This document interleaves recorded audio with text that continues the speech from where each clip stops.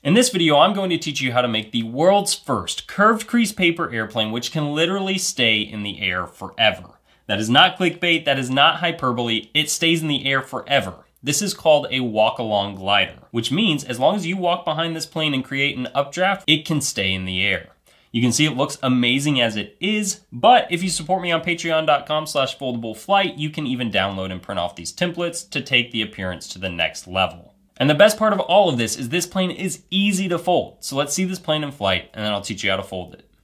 Now, as you can see, I'm walking behind the paper airplane and kind of tilting that cardboard back just a little bit, which creates an updraft that keeps the plane aloft. I can even turn the cardboard just a little bit to steer the plane in the direction I want it to go. If you get really good, you can even use your copy of Foldable Flight's Incredible Paper Airplanes to pilot this plane. And if you get really, really good, you can make the plane do tricks like this. So let's get folding. In order to fold this paper airplane, you're going to need a few items. The first is this template you see here, which is in the description of this video. It is free. You can download and print that off to fold the plane, or you can use the Patreon template if you support me at patreon.com/foldableflight. And then I actually recommend not using your regular printer paper. This is regular printer paper here, but I recommend using something like tissue paper that you might have at home, or onion skin paper. Now, onion skin's really thin, but you can print on it. With the tissue paper, you'll probably need to trace these lines onto the paper with a pencil or a pen, and then you'll have something that's really nice and thin that will work as a walk-along glider rather than just a regular paper airplane. Once you have your paper selected, though, you're going to just cut out on these dotted lines. For the sake of this tutorial, I'm going to use regular blue paper here. And you'll arrive at something like this, where you have the two halves, which can each be folded into a plane. One is labeled harder to pilot, one is easier to pilot. And I'm going to use the one that's easier to pilot in this video. Now, the next thing you're going to want to do is actually trace these inner lines, these thin ones you see here, with something like a scribe, which you probably don't have. Or you can use like a mechanical pencil with the lead knot in it, or a pen that doesn't have a lot of ink. Any of those work. And basically you're just pressing into these lines to try to create this indentation. And that's going to make it easier to fold. You don't have to do that, but you can see I kind of have those lines transferred to this side of the paper. That makes it really nice and easy. And with that, the actual folding sequence is very, very easy. So we're going to begin, once we've transcribed those lines and made them kind of a dent in the paper, we're just going to fold this top edge to the bottom edge, open it up, and then fold the top edge to the crease you just made, just like that. You're going to open it up again, fold the top edge to that crease you just made, just like that, and then you roll it in once. Roll it down again.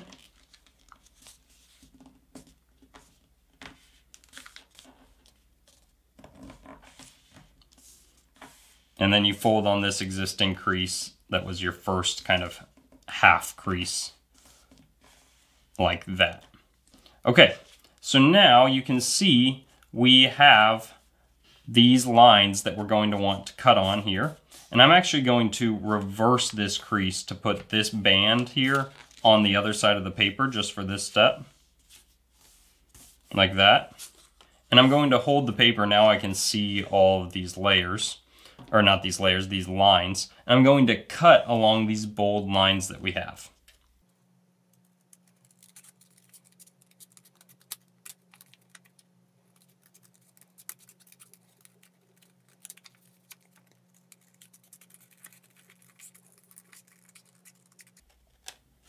Okay, and your plane should look like this now. You just get rid of the scrap, and you bring these layers back to what is ultimately going to be the underside of the plane. And the first thing you're doing now is you're kind of folding these little kind of leaf-like fins here from the point where they connect to the wing to go right along that existing drawn line that you have on your paper. So it'll be like that. Do the same thing on this side.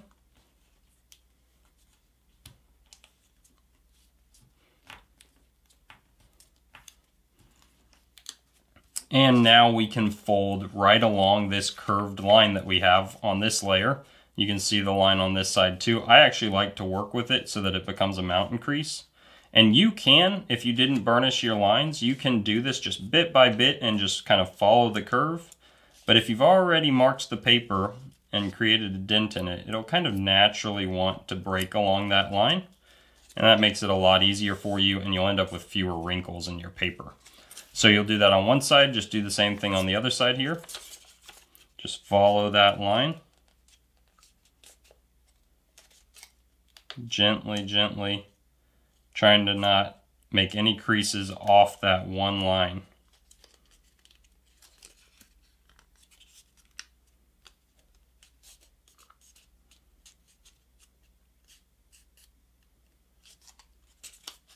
Okay, and you can see my crease on that side of the paper. And now, seeing it from the top, you can see these outer ones are valley creases. We want to make this central line a mountain crease from this side. So you can start on this side if you want, because you can see the full crease there. Make sure that you get this kind of U shape right there, which you obviously can't see on this layer, but you may be able to see that on the top based on the burnishing that you did.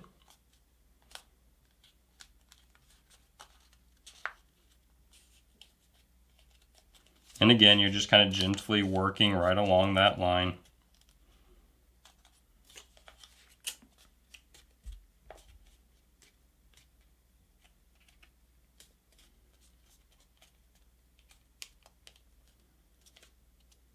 If you're using thin paper, the lines will show through for you, and that's really nice.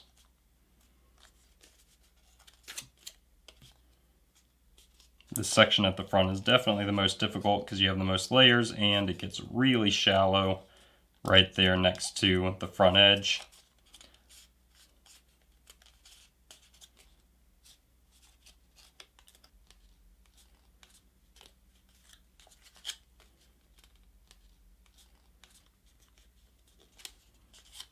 Okay, and you can see I'm pretty close. Now basically what I want to do is, you can see you've got this flat section between where these curves intersect that front edge. And basically what you're going to do is you're just going to turn that into a little bit of a U. You gently cup that. And that's going to help adjust the angle of the wings so that they're much flatter. And then you can decrease the slope of these just a little bit by reducing how steep the transition is between, you know, this section here and that section on either side of the line. And I would do that on all of them, just reduce that just a little bit. And the last thing you really need to know is that the angle of these fins here actually really matters. And you're going to want to experiment. Make sure you start with them at the same angle on either side, but changing that angle can change the roll and turn of the plane, the roll and the yaw. So you can change the angle of the fins and experiment with how that affects the flight, or you can make your rudder adjustments. So if, for instance, it's turning right here, you can bend this fin to the left a little bit to help compensate for that. And you really want to get this flying straight before you try to do the walk-along glider, because it'll fight against you and make it really hard to pilot the whole time if you don't have it flying straight when you just kind of throw it like this. So with that, thank you so much for watching, and good luck flying your plane.